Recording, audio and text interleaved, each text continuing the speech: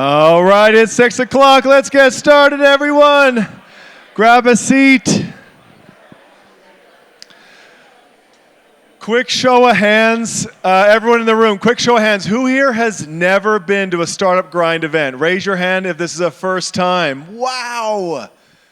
Amazing. This is going to be so exciting for all of you. So if Startup Grind is new to you, the whole purpose of Startup Grind is to bring the business community together. Because whether you want to be a founder, you want to start a company, or you have a company, you're an investor, you're an advisor, maybe you provide services to companies.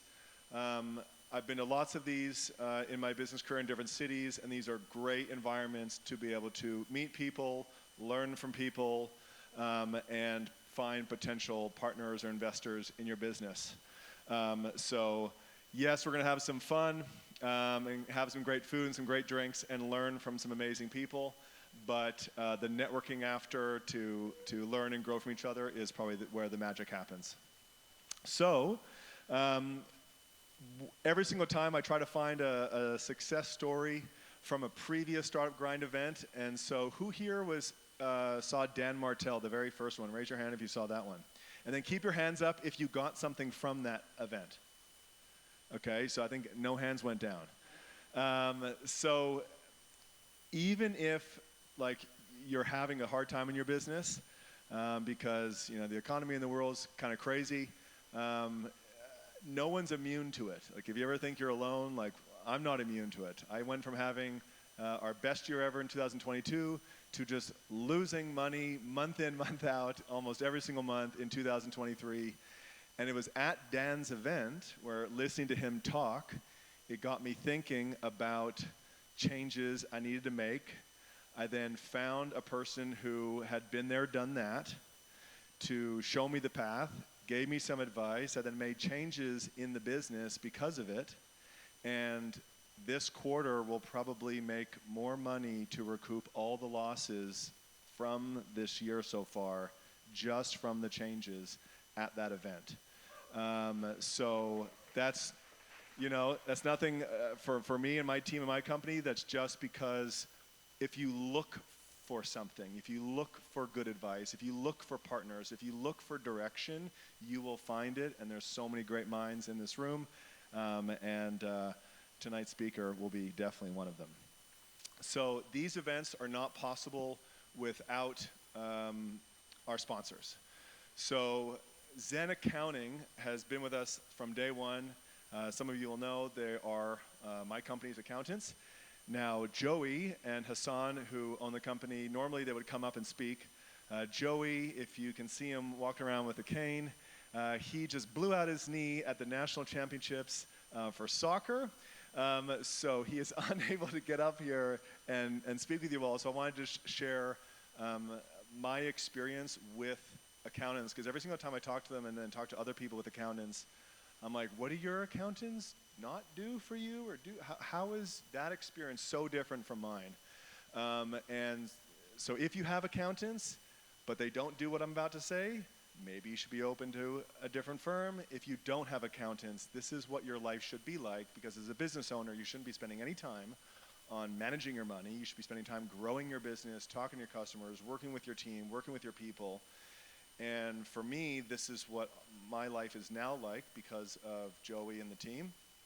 You charge customers, and at the end of I don't even see where that money goes. It just goes online through Stripe, goes into the accounting software, and at the end of the month, he just says, this is how much you made, where everything is, from what line item, here's your financial statements, so you can now go pitch banks and people to go get money. And it's all buttoned up and ready for me to go.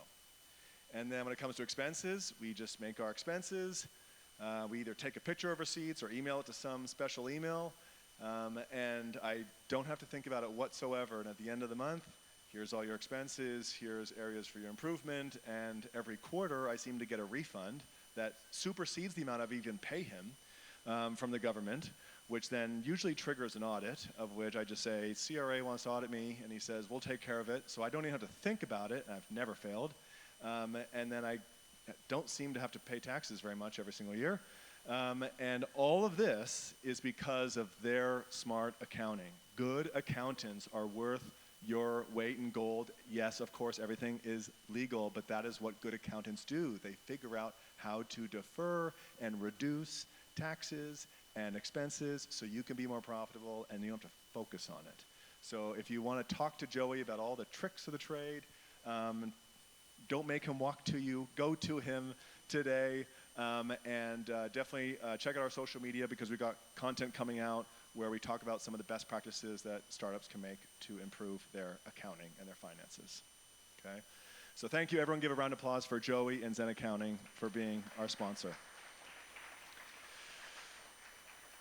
So there was not as many people at our first event, and Lawson Lundell came to us and said, hey, I really like this event.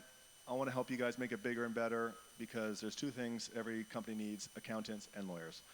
So Lawson Lundell has become not only the sponsor for this event so we can have more people, more advertising, more food, more drink, more everything, but they've also committed to being a part of all of the events in 2024.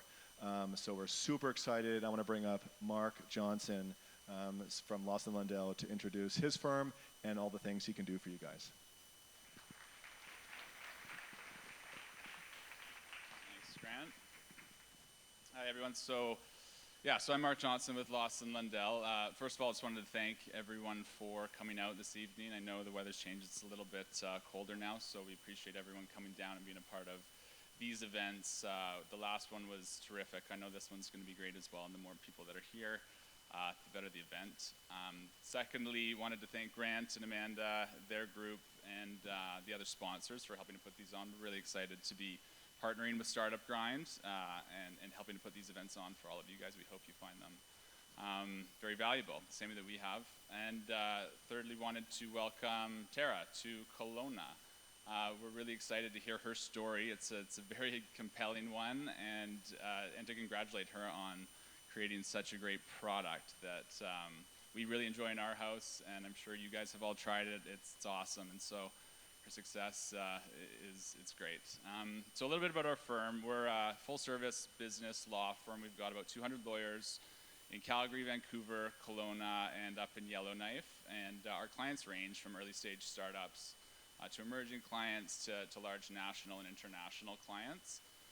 But we do have a lot of experience working with these accelerator and incubator kind of organizations like Startup Grind. So we do excel in this area, and I'd be happy to chat with any of you about this after the fact. We do have startup toolkits and specific offerings that we can give to early stage companies. We know that it can be very challenging to get things going, so we're happy to chat with you guys anytime. So thanks so much again for coming out. We're excited to be here, and we're looking forward to tonight.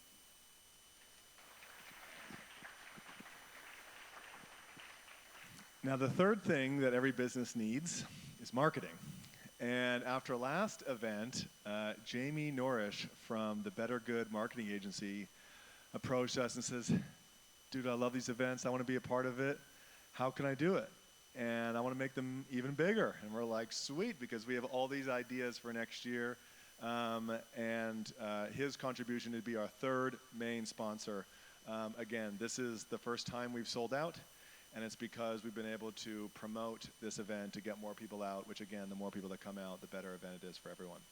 So I want to bring to the stage our third main sponsor, Jamie Norrish from the Better Good marketing agency. They have done marketing for lots of different brands. So again, we got some content coming out on how to run an agency and how to do marketing. And so I want to guys welcome Jamie Norrish and Better Good.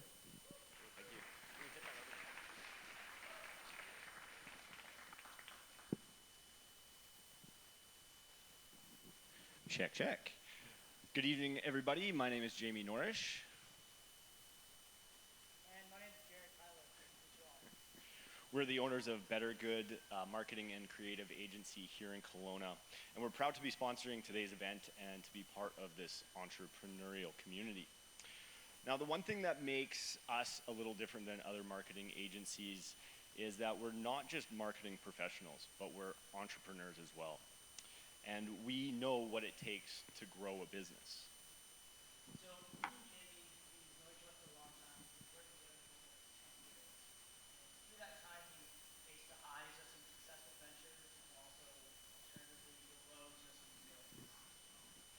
few years ago, I grew a retail store up to 215,000 in revenue in a month. And as I rode off of that high, I went into another retail relationship where it didn't go so well, and I lost about 150,000 in the year.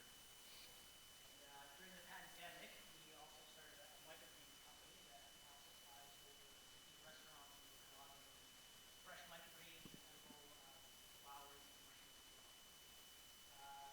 Also around the same time, we got involved in an e-scooter company here in Kelowna, and it has lots of potential, but there's some issues with the ownership group, and so that kind of collapsed, and now mine is making all of them e-scooter money themselves.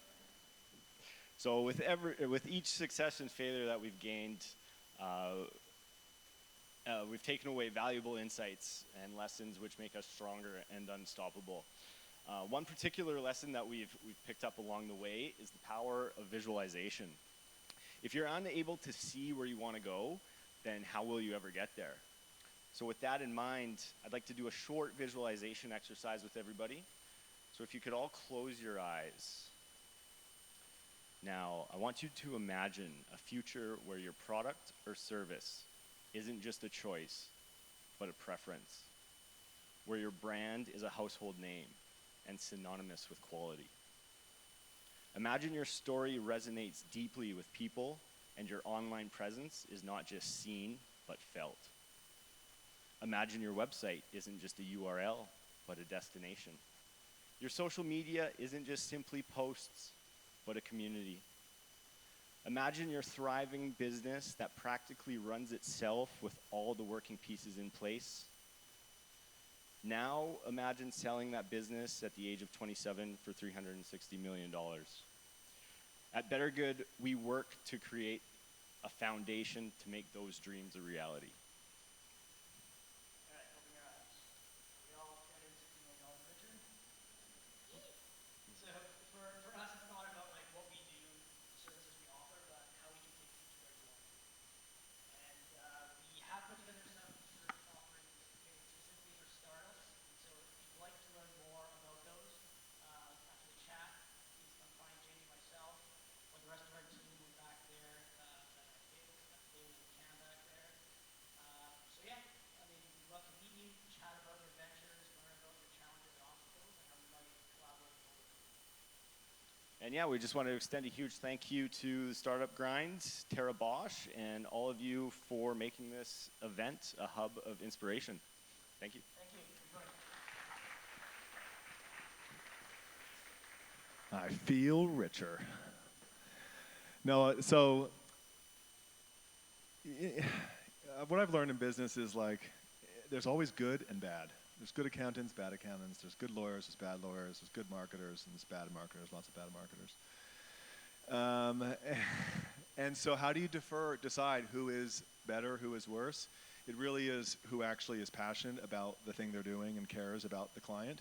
And I know for me, when I think about sponsoring things, like I have to actually really care to meet the people that I'm going to the event for, that I'm sponsoring. So it really does say a lot about these sponsors that they've chosen to give their time and money to meet you guys and be a part of this. And so that probably makes them really good for your business if you need one of them. So once again, thank you everyone to our sponsors. Let's give them a round of applause.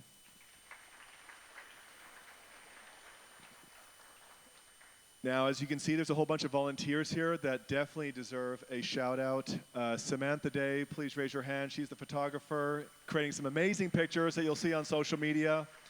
We got Mixology in the back, serving all the great drinks. We got B&A Burger.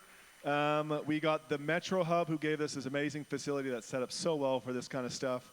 And then a new sponsor, Via Vino Kerry Wine, who, I don't know about you, but I've always been wanting a bottle of wine that's a lot smaller than the regular bottles. And finally, it exists. And it comes in a sustainable package, and it is actually from Italy, from the source where good wine is made, apart from Kelowna, of course. So thank you to all of those sponsors and volunteers for making it happen. Let's give them a round of applause. And then finally, we have the Startup Grind team. Ryan Marshak, please raise your hand. Okay, so everyone, if you are looking for a fractional CFO who can help you with either raising money or planning for an exit, that's Ryan's specialty, so definitely reach out to him. Alex couldn't be here, but I don't think he is, but he's a business coach who specializes in AI and copywriting, so if you go to our channel, you'll be able to, on Instagram, you can get in touch with him. Then you got Damien in the back, who is an inventor and specializes in psychedelics and alternative medicine. And even though I ask questions, the director of Startup Grind Kelowna is my wife, and she does all the work. So Amanda, let's give her a huge round of applause. Okay, and if you want help with sales and marketing, that is her forte. Now for why we're all here. I'm super excited to introduce our guest. Just talking to her, there's some people that you just know they're kind of magical. Like there's something else behind them that's why they're so successful. And you just want their energy and the way they think to rub off on you. And this is truly, I think, the person you will feel that. She thinks big and believes it. And it takes a certain person to believe in some crazy vision that you're going to build the #1 candy company that's for health conscious and goes to 125 million in 4 years. Like, that's ridiculous. But she did it because she first thought it and believed it. And she's huge now into impacting startups and women in business, and the word impact gets thrown around a lot. And when you hear it from her, you know it's authentic, you know it's real and genuine, and that's, I believe, rare to come by. Just some quick facts if you don't know. She started Smart Suites at 21. She got a deal on Dragon's Den. She got her product into 20,000 stores, big names like Whole Foods and Kroger. In 4 years, she went from 0 to 125 million. She then sold a piece of her company for 360 million. She is still the largest shareholder in Smart Suites. She is a Forbes 30 under 30, a little play on words, we're in for a treat. So at Startup Grind, we give people huge welcomes. So everyone, please get on your feet and give a huge welcome to Tara Bosch.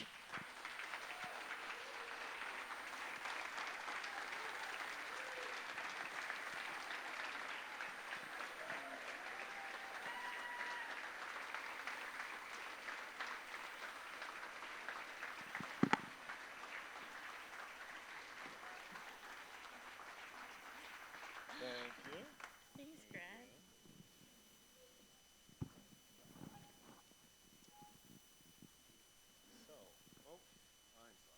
There we go. Now, if you guys, who here has 8 Smart Suites? Raise your hand.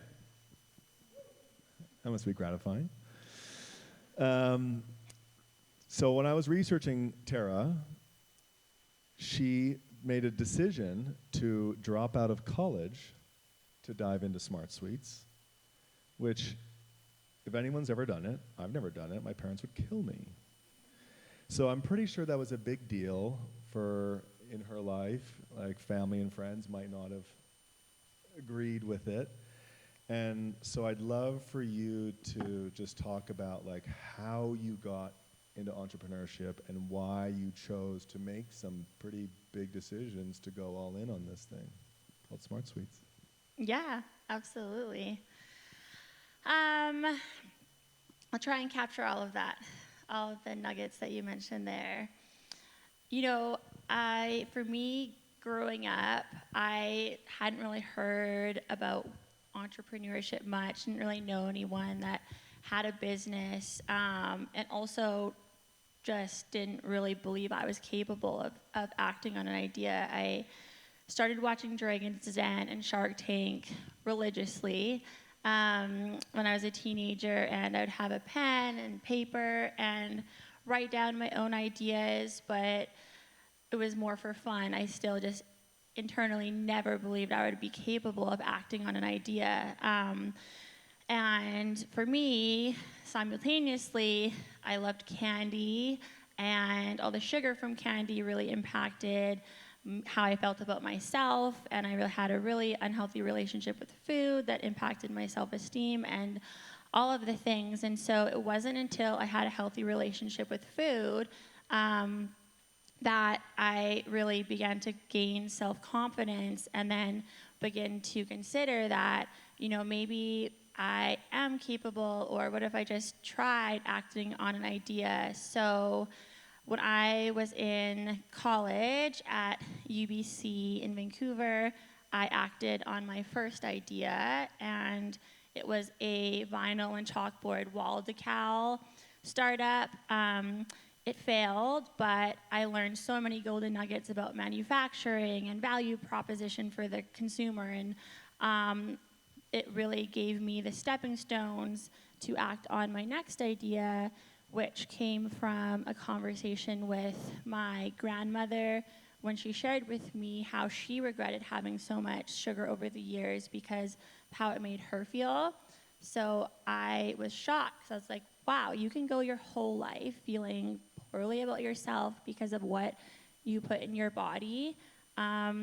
And that led me down the rabbit hole of excess sugar consumption globally and how it was really a silent epidemic that's happening, and made me passionate about, why is there so much sugar in our packaged foods, and B, if I could kick sugar out of candy, which was something my grandmother and I loved enjoying so much together, a statement that would make about the food industry as a whole, because the candy aisle has the most sugar in it.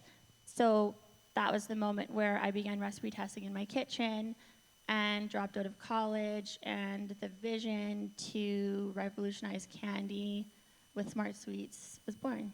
What was the reaction of friends and family when you're like, I'm going to drop out of college and do this? And how'd you get over that?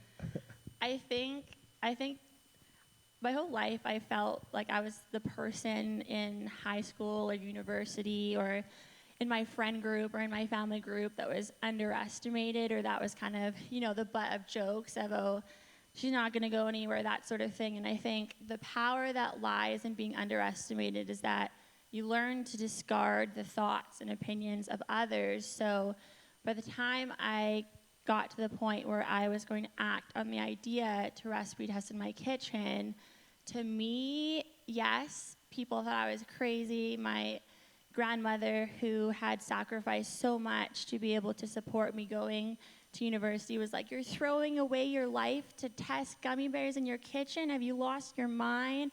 My friends thought I was had gone off the rocker, again, dropping out of college to make gummy bears in my kitchen. But to me, the vision for Smart Sweets was already so real that to the world, I was this girl in my kitchen, but to me, 10 years in the future, Smart Sweets was the global leader, and you could go to any store and Smart Sweets be the brand delivering on candy you can feel good about, and I was just reverse executing back from that. So it didn't really impact me because I just had my blinders up. Where'd you learn that? So like I was reading, and this is, I hope you don't mind. So apparently you worked at McDonald's when you were younger. Look at this McDonald's success story. Working at McDonald's to owning a massive health conscious food brand. That is, so I think these experiences that people have lead them to being a good entrepreneur and to even being able to think the way you were thinking. And then when you see someone who's like super successful and young, you're like, how? I'm not, and I'm older, and I don't get it. And I think that people do things that lead them to it. Like you had habits, you had tendencies, you had apparently used to write business ideas down all the time.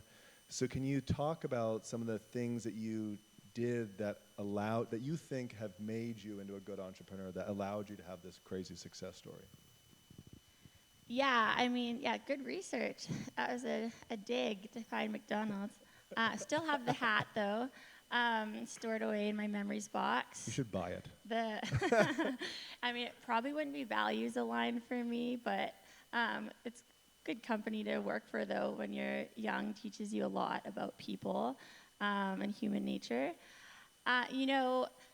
I think for me, the biggest thing that allowed me, I think, to continue taking steps forward and ultimately be successful with my vision was the period of time when I was recipe testing in my kitchen. I was acutely aware and waking up every day just feeling paralyzed and filled with imposter syndrome and insecurity and self-doubt. And so I flooded my mind and spent so much time every day watching YouTube videos like Oprah Super Soul Sunday, podcasts, books, ripping out pages, putting them on my mirror, writing affirmations like you are capable, just simple things, and was absolutely relentless about filling my mind with what I called mind fuel. It became a big cultural thing at the company. But that really allowed me to not get stuck in the fear, because it's so scary and overwhelming when you have this idea but you don't know where to start, and you don't have the resources around you to support you in starting. So really, really leaning into filling my mind every day in the same way that we eat food to fuel our body, to allow me to take those steps forward, was, I think, what helped me to get past that.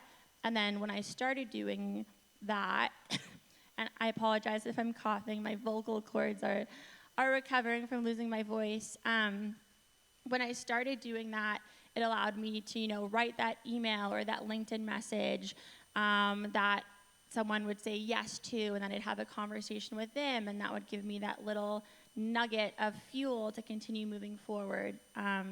So it's nothing complicated, really. It was just getting back to this simple thing of embedding in my subconscious every day that I was capable. It's like riding a bike as a kid, when you get on the bike, you fall over again, but slowly you're like, I'm doing it, Mom. And so every single day in my head, I was like, I'm doing it. But how did you think so big? It's hard because some people can't see what they can't see. Like, I found this, one of the reasons why I love going to events and meeting new people is because they almost help you see what you can't see, because you might not be able to see this big vision. So was there like a person or a mentor or a book or something that allowed you to start having these grand visions that you could then reverse engineer and make happen? Yeah, I think it goes back to all the mind fuel that I was reading of people, all those articles and cheesy quotes about what I wish I knew when I was 20 or that sort of thing. It talked a lot about, how people's regrets in life were really just not thinking big enough and challenging themselves to think bigger and really leaning into the biggest, most grandest vision for their life. And for me, like, my biggest fear was being 90 years old in my rocking chair and living with any what ifs. And so I wanted to make sure that I was really setting the grandest vision for myself, and also knew through, again, listening to podcasts and things like that, that unless you believe you can do something, you can't. And I'm sure there are so many cheesy quotes about that, but it's so true. So I spent so much time convincing myself that it was possible, that it became embedded in my subconscious, and I just knew it was going to happen.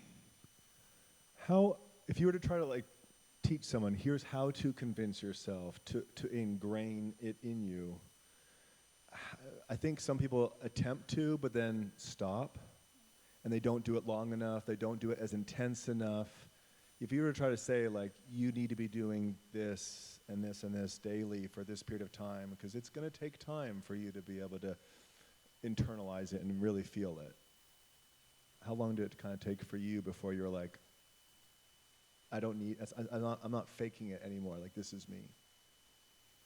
You know, I, it's interesting because when I started, I always thought, someday when at this milestone or this metric, I won't feel this fearful. I won't feel so filled with self-doubt when I wake up. I won't feel imposter syndrome. But what I learned was as the company grew and grew and grew, all those feelings never went away. And today, still, I have those feelings every single day. Now, when I hop on board calls for Smart Suites, in my head, my first thought is, are these people going to take me seriously when I'm like, are they going to value anything I'm saying? Then I have to check myself, and it's almost like having a second voice in your head, being like, no, that is not the thought, and replacing it with the thought that supports you. So I think acknowledging that all those feelings are normal feelings and are only there if you're in a space where you're growing, which is a good thing because it means you're doing something hairy and scary, and that's going to have impact for yourself in your life and for others in the world. But I think it's different for everyone, to answer your question. For me, it really was like the cheesy quotes, and again, I know I'm being repetitive, but it really just was that. The podcast, the Quest Nutrition had a YouTube series, those motivational tracks on Spotify with the cheesy music, and then the voiceover, going for walks and listening to that.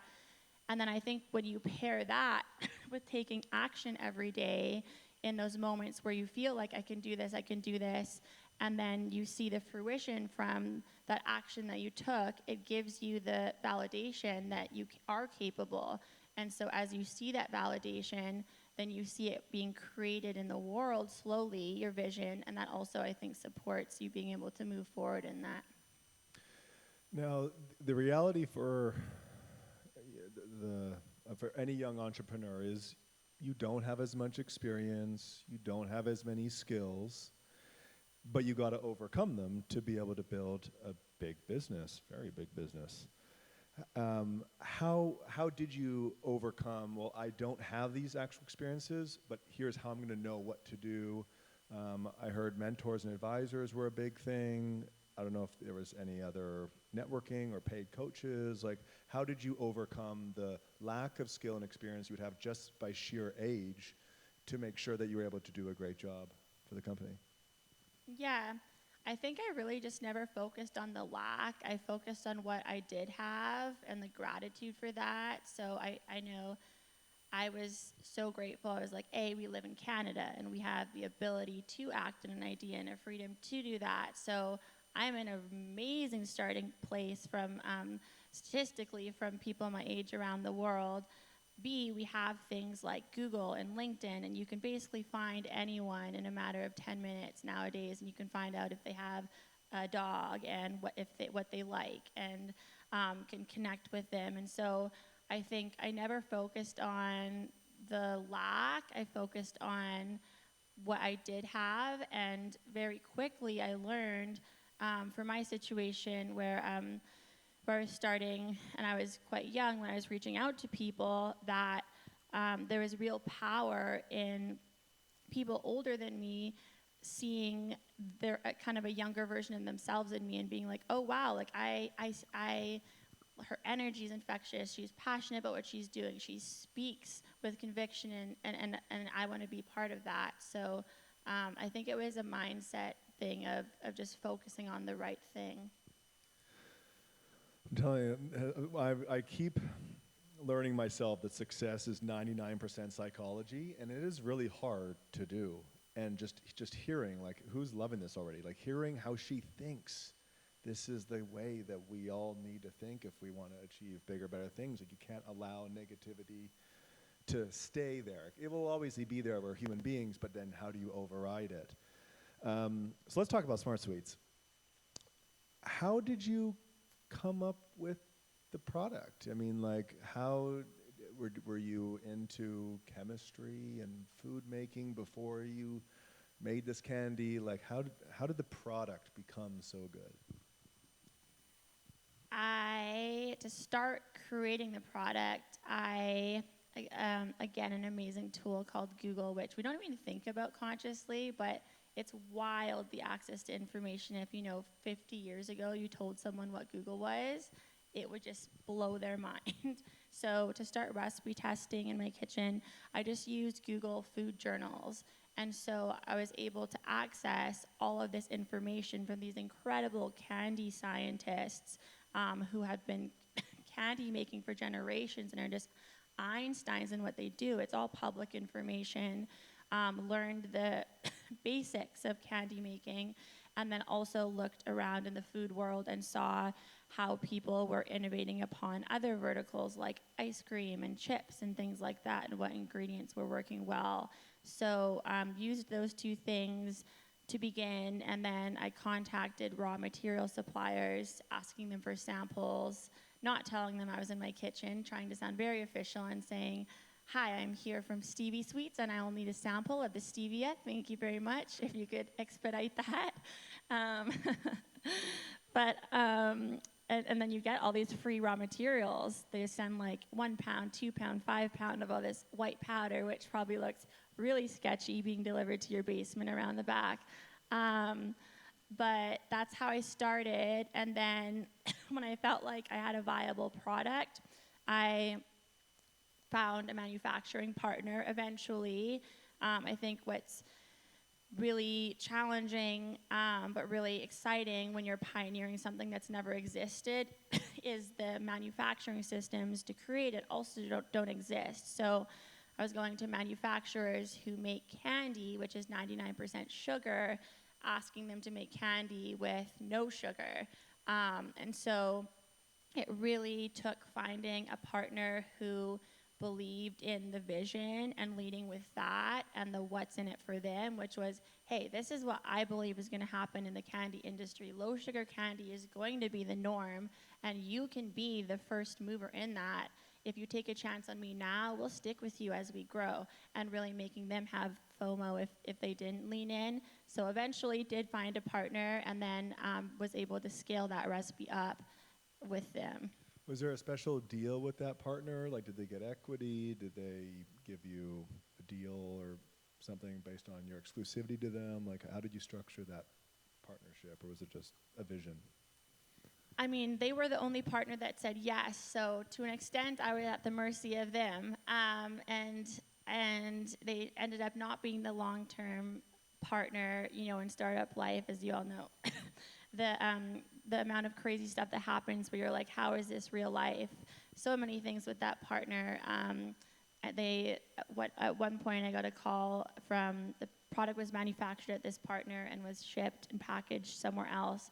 I got a call from the partner that was shipping and packaging it saying like, hey, someone just came in here with a GoPro camera filming our machinery, and all they would say when I would ask them who they are was Tara. Like, I'm not going to press charges, but I think your manufacturer's kind of sketch. And so they weren't the long-term partner, but they said yes, and it was our door to actually get on shelves. But no, I didn't give them any exclusivity or things like that. It was just more selling them on the vision. Right on. Okay, so you segue nicely into my next question, which is about how you get into stores, right? Anyone who's wanted to create a product, it's not that easy, or it seems not that easy. You're told it's not that easy. I'm sure you manifested it. So how did you get into your first store? It was Choices, which is a local brand. And walk us through like the first store and then all the stores after. Yeah, so when it came to distribution, my hypothesis was, hey, like in today's day and age, it's actually much easier to launch a product from day one nationwide instead of regionally, because word of mouth, you can now reach hundreds of thousands of people in any given second, and it would create a lot of frustration if someone in Nova Scotia that follows Smart Sweets can't buy the product. So my goal from day one was to have a national partner. The first partner that we launched with, Choices, was one of the partners that I was banging the door down on, doing the emails, the LinkedIns, calling the head office, where that hack where you call and then just pretend you know the person. So being like, hey, can you forward me to John? And they'll be like, sure, they didn't. They were like, what's the purpose of it? And so I didn't lie He'll and say, know, I he'll know John know. at that point. But I ended up just showing up at their stores, and then one of the managers, James, had really resonated with the vision and got on board to support on that front. But my goal was still to launch with national partners. And so Bed Bath Beyond Canada and Popeye Supplements are not the first two partners you would think for a food product, but ended up being able to connect with them. They ended up saying yes to in-person meetings after the, 50 to 100 no's of taking a meeting. And those partners both ended up being committed to not just putting us on shelf, but to leaning in. So from day one at Bed Bath Beyond, we were wrapped around the cash registers in every single store across Canada. Popeyes, same thing. They were pushing us on all their social accounts, doing giveaways, giving Smart Sweets to their influencers. So really finding partners, again, that were just invested in the vision and focusing on what's in it for them. And what's in it for them when it came to my product was the ring per bag was so much higher than comparative products that had sugar. So they were making a lot more per bag. And so I really focused on that. So just hustle and vision. Like you just hustled to get it in the stores and we're just pitching a vision. Like that was just over and over and over again. It was simple. I mean, I think in its essence, of course, everything sounds easier said than done, but I think in its essence, when people ignore you or you're not getting a response or someone is saying I'm busy, I never took it personally. I think it's just adopting the mindset that, it's just about cutting through the noise and cutting through the hundreds of people they have pitching them every single day. So unless someone tells you, no, go away, leave me alone, which no one ever does, it's just a matter of, okay, I need to just keep trying because it's just cutting through the noise. And so at the end of the day, just cutting through the noise. And again, when you learn now through LinkedIn or social media, very quickly what a person's role at a company is, and for example, what some of their hobbies and interests are. The Whole Foods buyer, I learned on his Instagram he liked beer. So I sent him an email and was like, free beer if you take a meeting with me. So just getting creative and using your stalker skills. I love it. All right. Now, along your journey, you did something really cool that I think a lot of us would like to be on and get a deal from. And I've heard some different stories about how to get on Dragon's Den. And then there's how to get a deal, how to properly pitch your product. A lot of us have to pitch our product to investors. So walk us through, how did you get on Dragon's Den? And then, all right, now I'm going to be on here. So how did you think through how to structure your pitch and your answers so that you ended up getting a deal? Yeah, Dragon's Den happened really through just a serendipitous moment. One of the producers had stumbled on Smart Sweets, and they needed one more company to audition. And I guess it was like the day that she stumbled on Smart Sweets, they had a meeting about this. And so she just emailed me and was like, hey, could you come to Toronto next week? And of course, say yes to the opportunities and seize them. So I was like, yes, absolutely. So next week I was in Toronto pitching. When I pitched, I blacked out from adrenaline. So after I pitched, I remember saying to the producer, oh, did I do okay? I think I was only there for 3 minutes or so. And she was like, you were in there for an hour and 45 minutes. It went great. It's fine. And then when it aired, I was in my head, I was like, do people still watch cable? Is it going to be powerful? And Dragon's Den, it was really powerful for brand awareness, and even more so than the original show airing. 2 years later, they launched on Netflix, and that's when we got by far the hugest push from Dragon's Den. So highly recommend taking that chance and auditioning. It's totally worth it. I think you've done lots of pitches for investors and for the company. Any tips on how you structure a pitch, how to make your company sound great and appealing so people want to invest? I think having clarity and conviction is really powerful. I think that starts with your vision. So being really clear what the world looks like with your vision in it. There's an amazing YouTube TED Talk by Simon Sinek that it starts with why.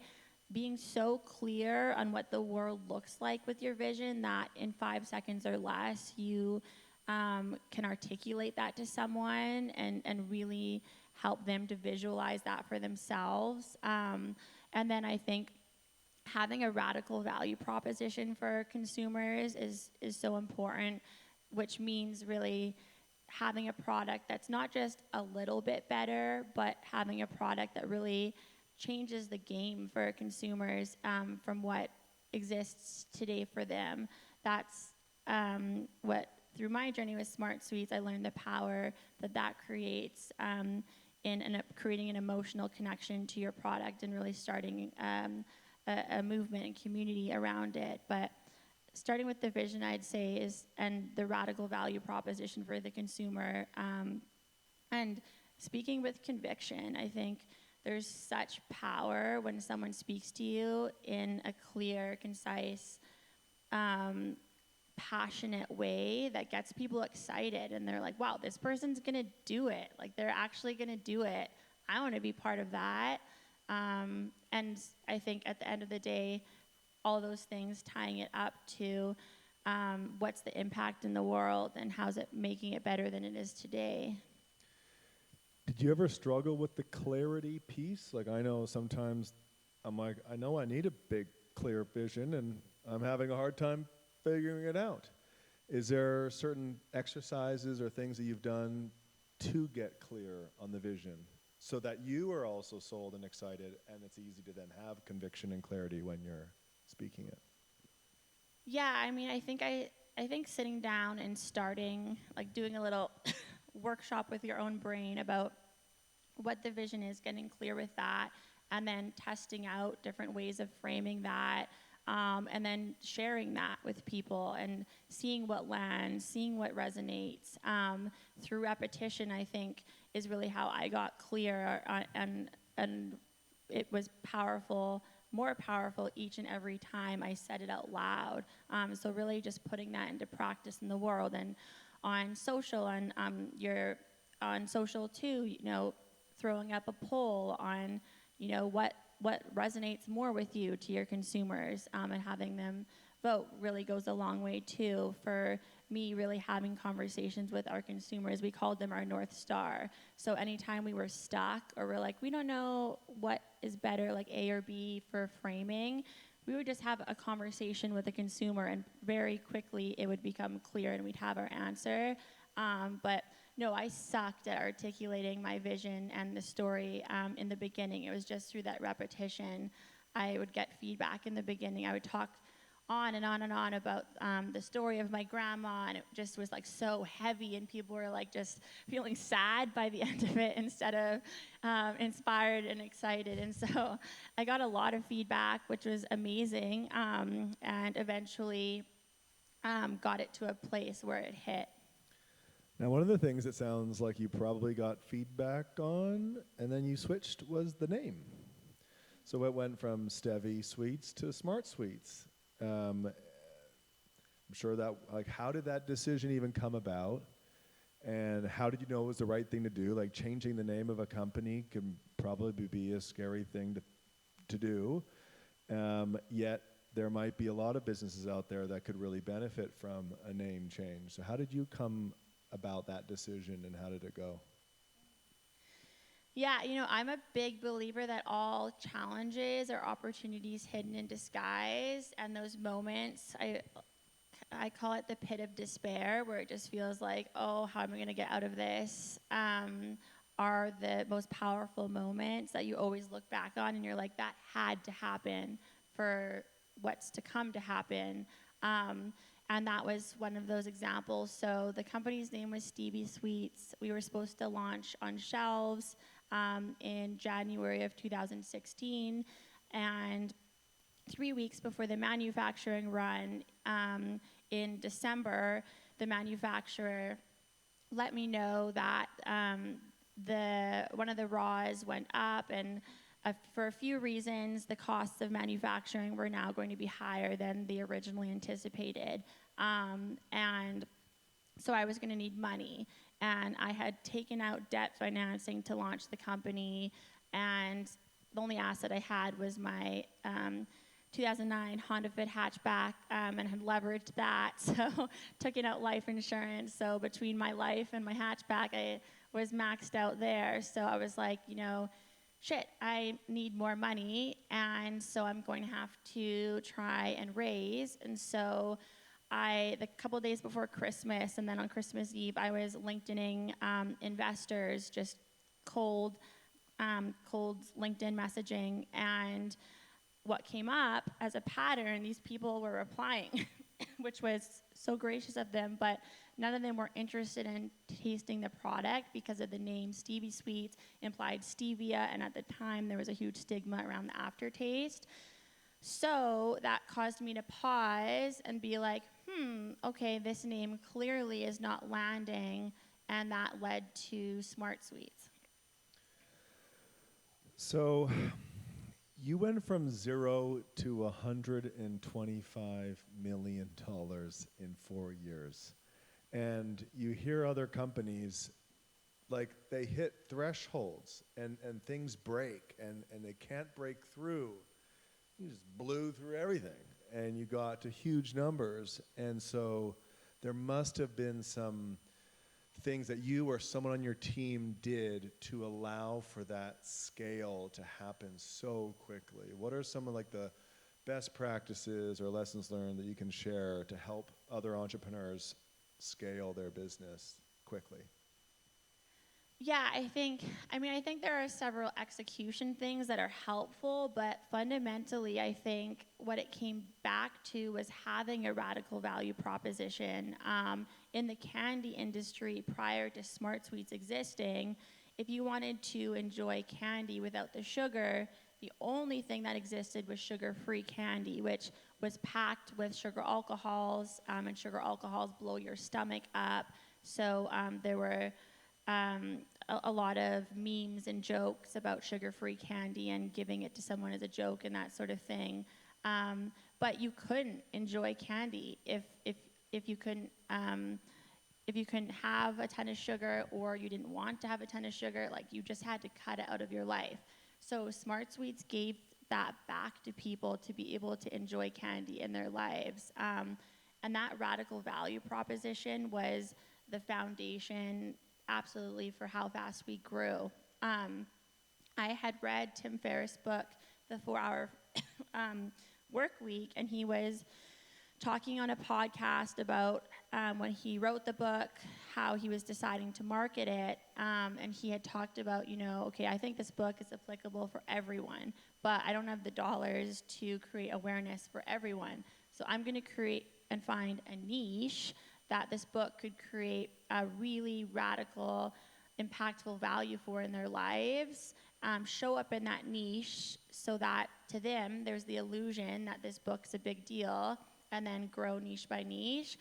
I was inspired by that, and so adopted that with Smart Sweets. So the first niche we went after was the Weight Watchers community. And again, these people many of them hadn't had candy in years. And so within 2 months or so, to the Weight Watchers community, Smart Sweets was this brand that had blown up, and that was this big company, and we were super, super small. And then we just grew from there. We grew from there to the fitness community, and then we grew from there to moms. The niche strategy was really, really powerful and allowed us to be scrappy and not have to put dollars into marketing for a long time while growing our brand awareness. Now, I'm sure you didn't do this alone. Who were some of like the key people on your team that helped you achieve the result? I was proudly the stupidest person on the team, and like not in a self-deprecating way. They were just all amazing humans and Einsteins in their own right.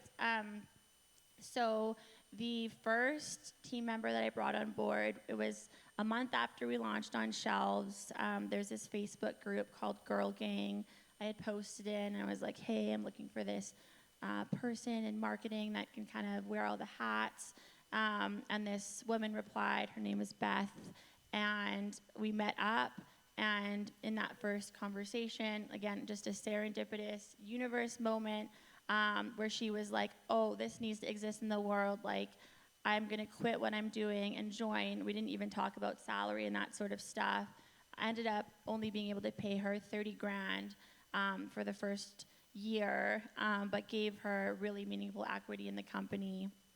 From there, the people that we brought into our team, I really focused on being really self-aware about, what do I suck at and how am I holding up the company, and then hiring around that. So a good example was we brought on a head of finance as our fourth hire, and that was really early to bring on a head of finance in a dedicated role. But I was so bad with numbers, an Excel spreadsheet. I didn't even know there was a sum function on Excel. So when I was applying for my debt financing, I was just for hours and hours doing all this manual. And then at Futurepreneur, who was one of our supporters in the debt financing, Mishka, who was like hand-holding me through the process, one day when I was sitting down with her, she was like, you can just automatically sum function something. And I was just mind blown. But that's just a good illustration of my base level with numbers. And so to fill that weakness, bringing him on board was super invaluable. What were some of the other investments that you made? Because as the company grows, you got to keep reinvesting to make it continue to grow. One is in people. What were some of the other key investments you made to help the company continue to grow?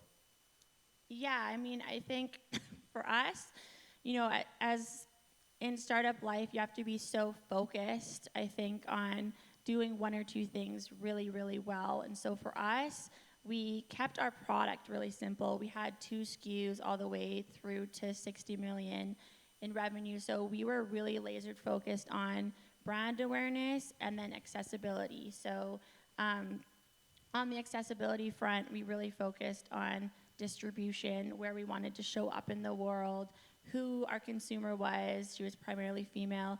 Where was she going in her day-to-day life? How could we intersect those points to create it more frictionless for her to find us? And then on the accessibility, that was the accessibility. On the brand awareness front, through the niches, we really focused and scaled largely through social media. At the time, Instagram wasn't so much a pay-to-play platform. TikTok really wasn't a thing. So Instagram was primarily how we did that, through scaling in those niches. And what we really found was when you really lead with authenticity and really are focused on creating impact in people's lives, they can feel that. So we were messaging hundreds of people a day on Instagram. By that time, it was 2 or 3 of us doing that.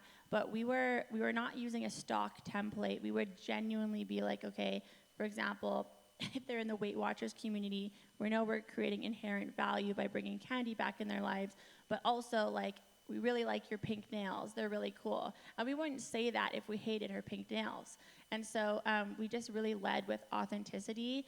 And when we did that, people would lean in and post on their social for free, or do giveaways for free, or partner with a retailer for launch and pushing their community in their doors for free. Now, along your journey, you decided to sell. And everyone's got different reasons for why they sell. What was the reason why you decided to?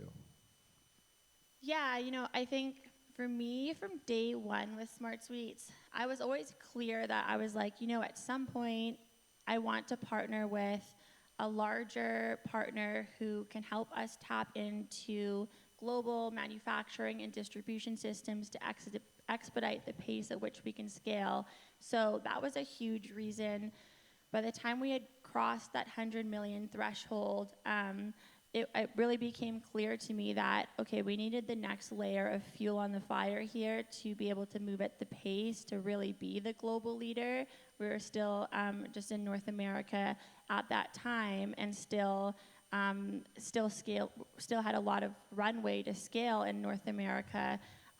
So that was a really large reason to really be able to continue to move at a pace that would allow us to remain the global leader as competitors came in this space.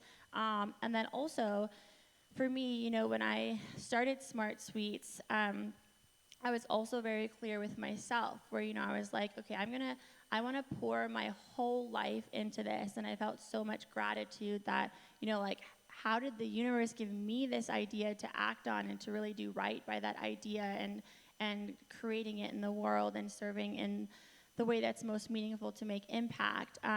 So for me, it was all consuming in my life, and it was a choice. So, I was up at 5 a.m., sleeping at the office for 3 hours and then doing it again the next day. Rarely saw friends and family and that sort of thing. I was blinders up.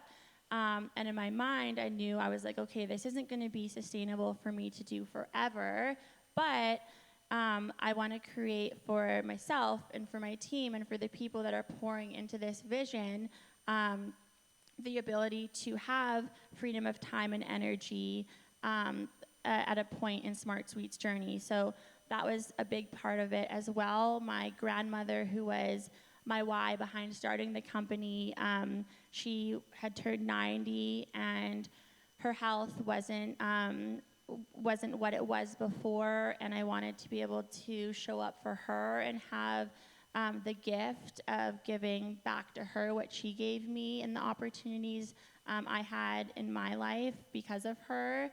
And so that was a big reason for it as well. But, for the first couple of years of Smart Suites' journey, I think there's a lot of taboo, especially for female founders, about talking about money goals and financial outcome goals that you want for yourself, where I know early on, I think I talked about it once or twice, and the immediate thing I heard was, oh, are you doing this for the money? And we all know that building a company is so damn hard that unless you have a strong why, it's going to fail. But being really clear on, what do I want my life to look like after this journey, I think is really important and helps you to build your company in a way that supports that through your cap table and that sort of thing. So that was some of the main reasons. All right, well, we're in a safe space to talk about money, right? So let's talk about the deal structure. Because it wasn't like you sold the whole company. You are still chairman, you still are the largest shareholder. So that's a different type of sale, liquidation. So talk us through that deal, because the way you structured it might be helpful to others. Yeah. I think it goes back to there's certainly no right or wrong way. I think there's a wrong way for sure to structure a deal that's not following through on being authentic, on carrying out meaningful equity for team and investors and that sort of thing. But for me, the structure of the deal and why it really resonated was because it allowed us at a point in the journey where so many people had poured so much of their life and time and energy into Smart Suites to really be given a lily pad for them in their lives as we continued out the mission. I was really clear on wanting the team to have meaningful equity. So every single person on the team, all the way down to the entry-level customer service rep, their lives were changed through that deal. Even the customer service reps, they could buy their dream car or put a down payment on a home. So, that was a big reason from a timing perspective, but not selling the company as a whole. The vision and the mission, it really felt like we were still just getting started, and I wasn't ready to put that into the hands of someone else. I still felt really invested in my baby and wanting to make sure that the mission was carried out in a way that when our children have grandchildren, Smart Sweets will be a brand that exists in the world. Did you have, let's give a round of applause for that big exit. Did you have, and we're going to have questions coming up real soon, so if you have questions, start thinking of them. Did you have multiple bidders and multiple offers that you were negotiating with, or was it just one strategic that you just figured out with? How did it go? Yeah, so we worked with an investment banker. Her name's Janica Lane. She's amazing. She's down in San Francisco. And so how that process looked like was, we initially had probably meetings with about 15 companies, a mixture of strategics and PEs and VCs, and then through those meetings began filtering people out, and then really weaned it down to 3 partners who were all really values aligned, mission driven, got it. I really felt they would maintain the integrity of the company in things like having gender parity and our team all the way through, and still today is 86% female. So really carrying through a lot of those building blocks that I think were part of the magic of Smart Sweets. And then when we got down to those 3 partners who all felt like an equally good fit, it began really to be about numbers and what the bids were. And what I learned pretty quickly, which was kind of a mind-blowing thing to learn, was that I always thought, when you go through an acquisition process, that there's like a very specific formula that exists to get a valuation. And I really just learned a lot of it was about like FOMO and bluffing. And so they would put these numbers forward. In one instance, a big strategic, they're one of the largest candy companies in the world. They put forward an offer, which we said no to. And then the next day they came back, that offer was $280 million. The next day they came back with $450 million. And I just remember being like, how in the fuck is there a formula? There's not. That was just a bunch of corporates sitting at a table and being like, okay, let's choose a bigger number. How does 450 look on paper? And so that was kind of a cool experience because much, I think, like building a company in general, it reminded me there are really no rules or anything like that. You can chart those out for yourself. So there's a microphone over here, Josh. You want to grab it so we can go hand them around? Okay, so my final question. So now you run Bold Beginnings. And so she'll describe what Bold Beginnings is. But you work with a lot of entrepreneurs, and you probably have like your go-to, here is my advice, my top 1, 2, 3 things to say to entrepreneurs. So what is Bold Beginnings, and what are some of the main things that you tell entrepreneurs? Yeah, so Bold Beginnings really exists to empower women entrepreneurs to know that they're limitless in what they can create in the world, and to normalize the conversations about self-doubt and insecurity and imposter syndrome. And my why behind starting Bold Beginnings really came from, thinking about when I was in my kitchen recipe testing, if I had women who had been down the path that I aspired to go down, that I related to and identified with, that had talked about their feelings of feeling inadequate or wondering if they're capable, it would have given me so much power in my own self-belief to be like, oh, if she had doubts and I have doubts, then that's fine, because if she did it, and so I can do it too. But so for so long, I thought it was a me thing, and it wasn't until much later I learned that these feelings never go away. They only become amplified, if anything, and that nobody knows what they're doing, but the people that are successful are the ones that, regardless of not knowing, show up every day and continue to put one foot in front of the other. So that's why bold beginnings exist in the world.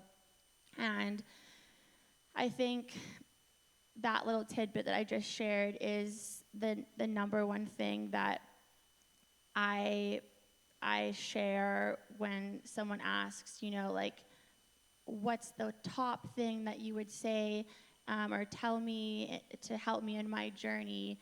And it's really that notion of like, keep showing up, and just know that if you keep moving forward with unequivocal certainty, you will get to where you are meant to go. And if where it begins to lead you isn't what aligns with the vision you had in your head, it's just a redirection from the universe to where you're truly meant to go. I love that. Who here feels like they needed to hear that message?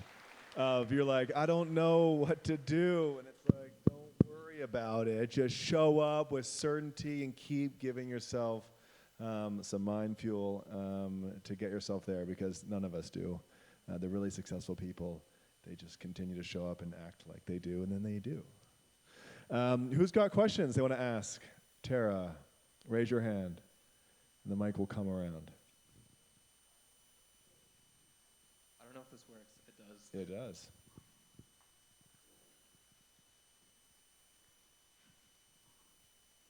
Thank you so much. Was the relationship with the Dragon's Den investor like one of the bigger breaks, or was it mostly the exposure that the deal and the publicity provided was at the most value? Yeah, great question. So most deals that happen on air actually don't go through after the show. I think it was like 70% or something like that. So I actually didn't end up moving forward with the deal post-show. So it was really and I guess a good tidbit or hack, if you do go on Dragon's Den, once you pitch, they take you back into the room and they ask you to sign a waiver that basically says for a year you will not pitch any other investors, because they don't want people using the Dragon's Den deal as leverage to get other investors. So you can just not sign that and say no, which I opted to do. So it was really the brand awareness from the show that was really powerful. Right here. I have a question on scale, even though you have touched on it a little bit. But before I do that, I just want to say that I've watched Tara's journey right from the beginning. And she mentioned, being authentic and reaching out. And I just want to say she's very humble about that, because I remember in the early days commenting on every single post you made on Instagram. And she replied to everything. Every single person's post, even when it got to the point where there are hundreds of comments on every post, and every single one was responded to. So I think that was amazing, and I think we all forget how powerful social media can be in our marketing.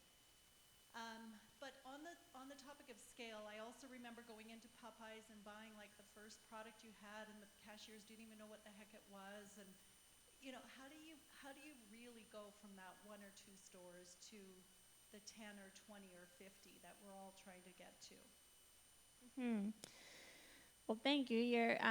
That means the world that you've been part of the journey since the beginning, and absolutely the power that lies in investing the time to connect authentically is so powerful, and that's hard to scale. But when you're intentional about, for us, we called it that we wanted our community to feel like they were our friend, and so we always thought like, you don't not reply to your friend or take 2 days to reply. So we scaled connecting with our community and resourced ourselves so that we could always reply within 12 hours on Instagram, and 12 hours on Instagram DM, and 24 hours on email. So that means the world. You felt that impact.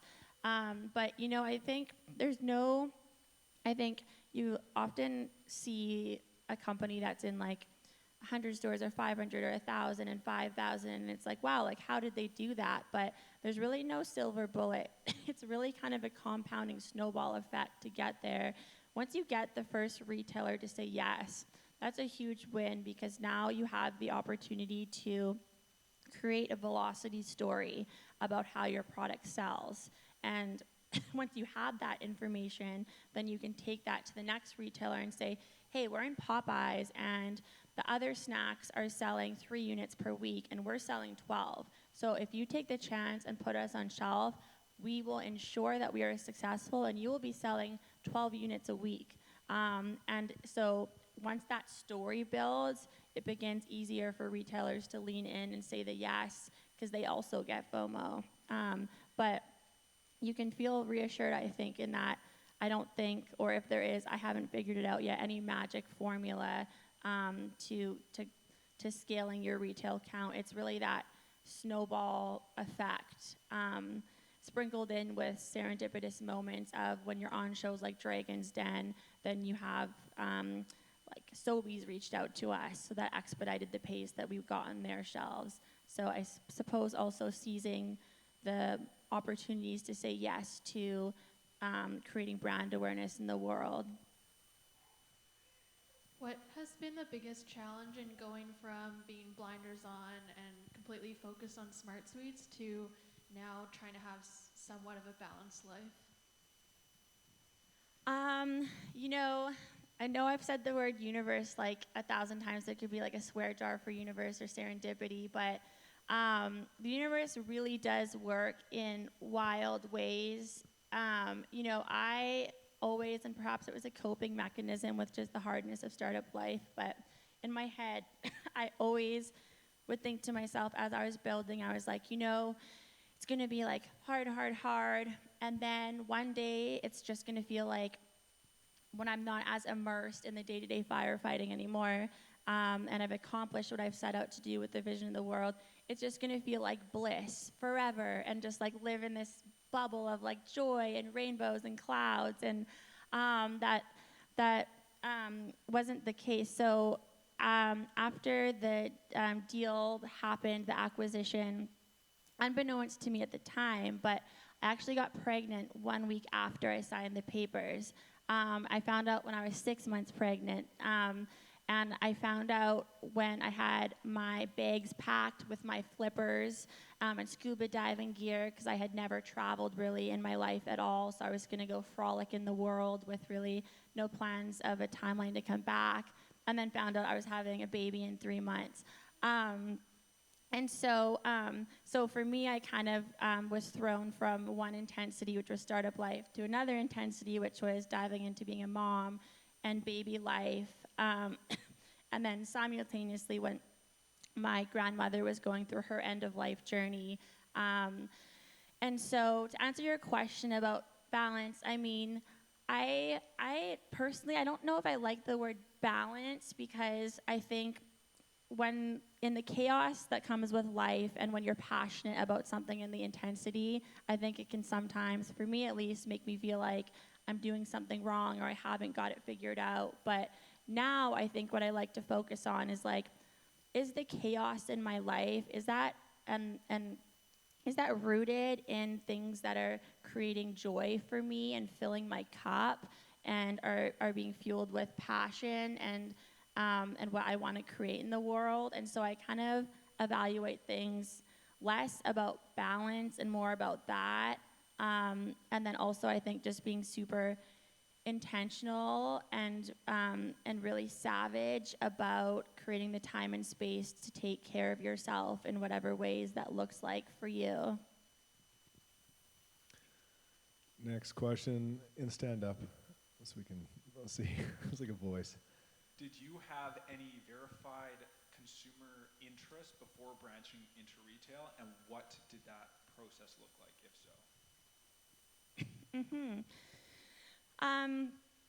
I learned from my first failed startup that you have to create the product for the consumer, not what you think would be the best in your mind. So before I launched Smart Suites on shelves, I had started our Instagram account about a year before that and began building a really small community of people that this product would create a lot of value for, and then talk to them sometimes daily or on a weekly basis at the very least to run through everything from flavors to texture to that sort of thing. And so by the time we got to the point where we were launching on shelves, just as much as I had created the product, they had created the product alongside me.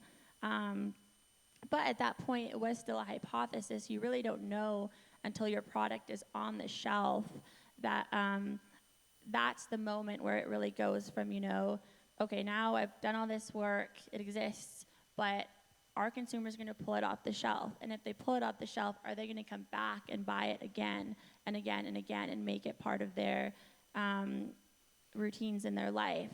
So it really wasn't validated until we saw the velocity where we were like, wow, people are enjoying candy as an everyday snack instead of what it used to be with full sugar candy, which was a moderately enjoyed treat.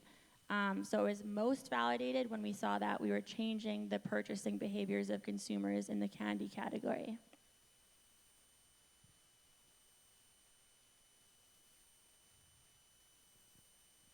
Hi, Tara. Thanks for being here. There's a couple things you said that have already planted seeds in my mind. I'm already thinking about how I can incorporate this. The words you said was, there are no rules, there is no formula. You can get creative with how you pursue building a business, building a brand. You can just call up and pretend you know the owner and ask to speak to them, that sort of thing. I'm wondering if you have any other stories of creative ways that you built this brand, particularly in finding wholesalers and distributors, but anything else you can think of? Yeah, absolutely. I think to your point, I'm glad those nuggets have resonated with you. I think acknowledging the way that things have been done in the past and then also acknowledging that there may be a new way to do things in the future is really powerful. So the first accelerator program that we were fortunate to be part of was Brian Holmes, who founded a company called Hootsuite. And a lot of the companies in that accelerator were tech companies and also a few beauty companies. And so I was so fortunate to be immersed by people in different verticals that allowed me to think differently. So a great example of that when it comes to building your consumers, I saw that in the beauty industry, they weren't building consumers based around products. They were building communities, and they were building consumers based around communities. And so that informed the insight for me of we're not going to focus on selling low sugar candy. We're going to focus on the fact that we're on a mission to kick sugar and really inviting people to be part of that with us. So I would say finding people and surrounding yourself with people that think differently and approach things in a different way than you do, and building in different verticals. And when it came to wholesalers and distributors, I always found when it came to that there was no one better at selling your product than yourself. So we used distributors along the way, but especially in those early days, there was just nothing more powerful than getting those contacts by yourself. Even if a distributor had a contact, they could pitch that contact and they would say no, but then when I would find the contact and pitch them myself, they would say yes. So I think not underestimating the power that you have in sharing your vision goes a really long way, but also just getting really clear in where you want to live in the world and reverse executing back from that. Then you can say, oh, we want to live in grocery stores. Okay, what are the top grocery stores in Canada? Okay, where are the top grocery stores in BC? And very quickly you have a hit list of where you want to be, and you can attack that with your blinders up to get on shelf there.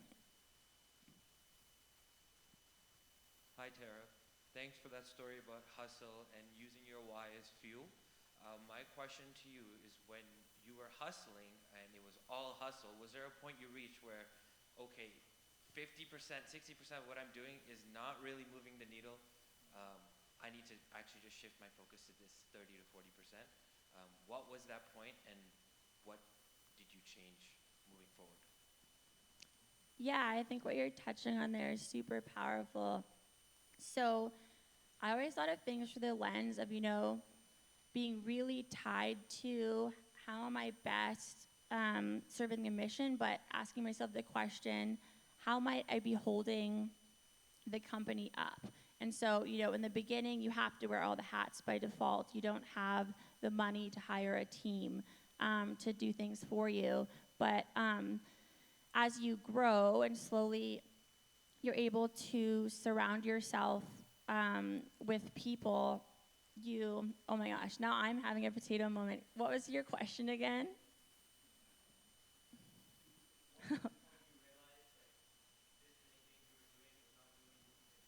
Oh, yes, thank you.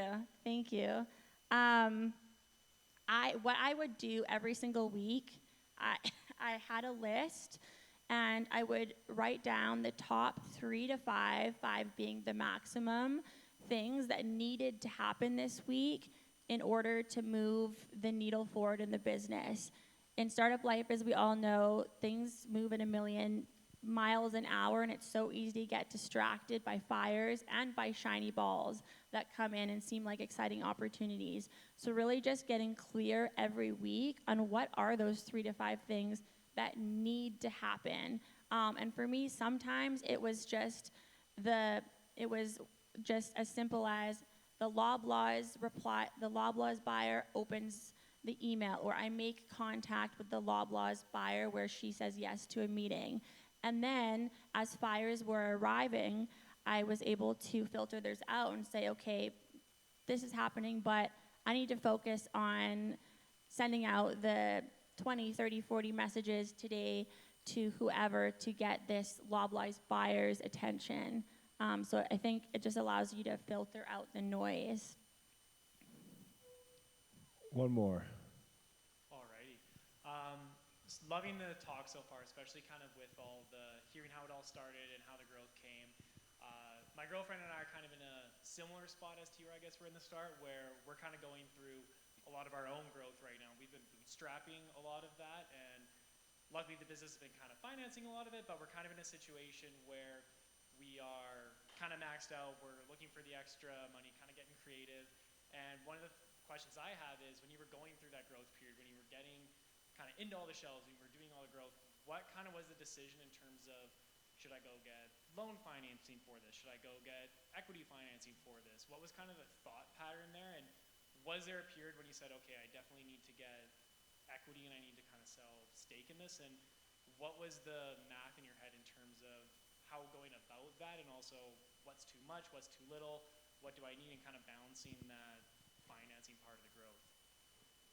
God, I hear you. I'll try and capture as much of that as possible. I mean, I'm a huge fan of having 2 cash flow forecasts. One being the more, if things move at like a steady rate, and the other being the best case scenario, what happens if things take off. I think a lot of times, for myself at least, I got a lot of feedback in that time when I was trying to figure out what you are of, like, be conservative, don't be too aggressive. And so I only had one cash flow forecast, and then things ended up taking off, and then I didn't have a plan for that. So I think planning for those 2 scenarios really allows you to get clarity and support yourself and finding funding for both ways.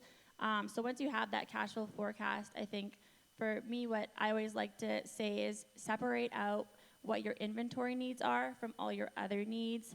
There's a lot of really amazing avenues in today's world to finance inventory that aren't dilutive through amazing platforms. One of them, I'm an investor, and I wish it existed when Smart Suites I started. It's called Ampla. but getting clear on what is that number in the best case cash flow and in the more conservative cash flow. And once you have that, you know generally, okay, this is how much I need.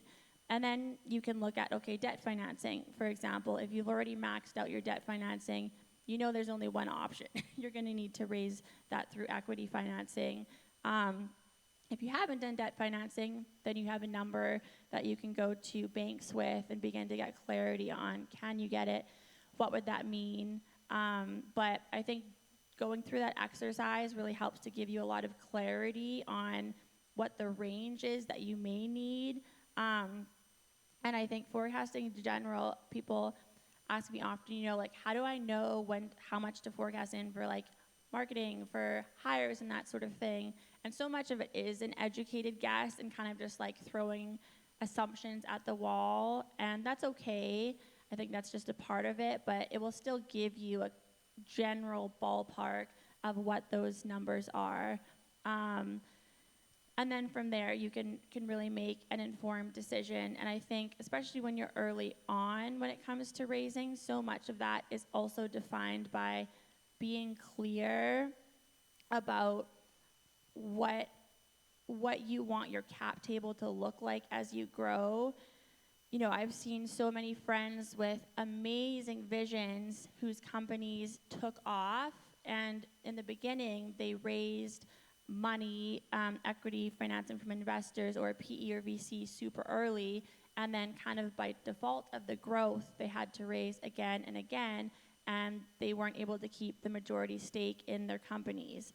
And so just being really clear with yourself about, what does the growth path look like for our ideal big vision, and then you can work backwards to make sure that you're not raising too much early on, that you don't have the choice to keep the majority of your company, if you want to keep the majority of your company as you scale.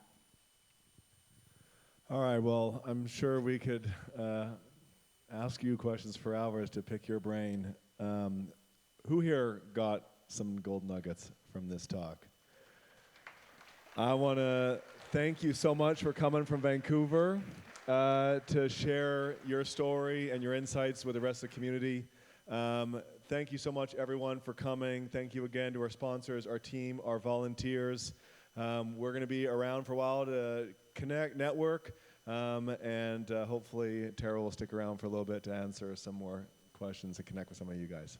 All right, take care, everyone. Thank you.